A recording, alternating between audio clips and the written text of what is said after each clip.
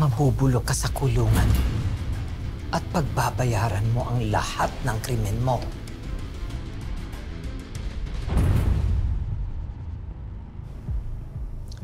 Akala niyo ba, dahil nahuli niyo ako, bumagsak na ang Golden Scorpion?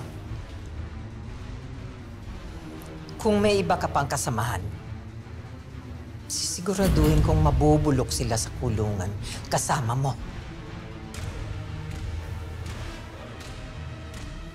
Hindi mo kilala ang totoong kalaban. Malay mo, umaaligid lang sa'yo.